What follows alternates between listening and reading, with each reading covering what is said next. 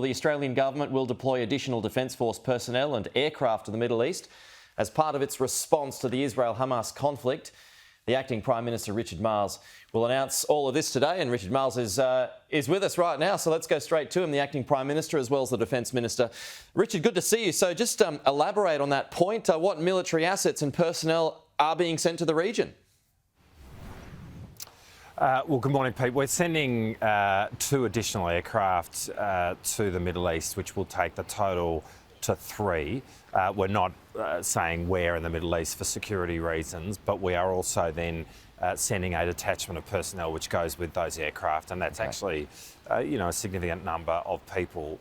The point of this is to support Australian populations that are in the Middle East, and it's really a contingency.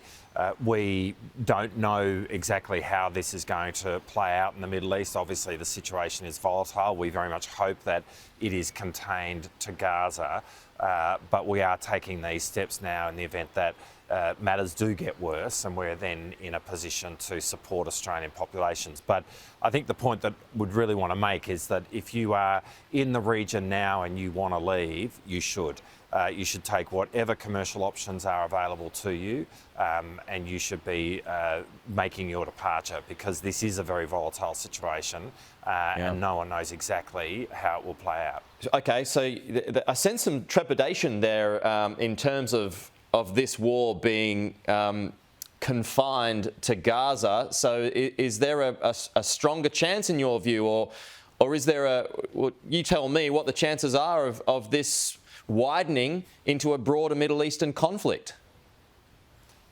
Well, obviously, I'm not going to put a number on the chance, but and we very much hope that this is contained. But we're watching what the whole world is watching, and we're doing it, holding our breath as the world is. And clearly, it's uncertain what happens here, and we want to make sure that if matters do get worse, that as a government we are prepared, and that we are prepared for any contingencies in relation to Australians who are in the region. Okay. But again, if you're an Australian in the region now, if you're in a place like Lebanon, don't rely on this. If you want to leave. Take the commercial options that are available to you now, because this is a volatile situation. Unless you are one of those 77 people in Gaza. Well, so it's actually 79 now is the number of people that we are talking with or working with in Gaza. And you're right, they are in a very difficult situation. And we continue to do everything within our power to try and find them alternatives. We're very much encouraging those people to move south within Gaza. We're working with the international community on a humanitarian corridor out of Gaza. We've seen that to a degree at the Rafah crossing point from Egypt, with humanitarian supplies going into Gaza. But at this point, we've been unable to get those people out. But we are continuing to work very hard on that. And that group of people are obviously the group that are front of mind at the moment. Richard, if military assets and personnel are being sent to the region, or more assets and personnel, presumably a high-ranking member of government would go to Israel, be it the Prime Minister, the Foreign Minister, or yourself? We've been making our position very clear, and we've been talking with Israel around this as well. The attacks that were made a few weeks ago by Hamas were acts of terrorism, and they were acts that were committed on not combatants but innocent Israelis. And we have been making our position absolutely clear. Israel know that. And we've absolutely supported Israel's right to defend itself and to move against Hamas. Obviously, in doing so, we've joined our voice to that of the international community around seeing the rules of war be respected. And we've been really clear with Israel in relation to all of that. I mean, at this moment, Israel's pretty busy with dealing with all that it needs to deal with, and that's their focus. Okay.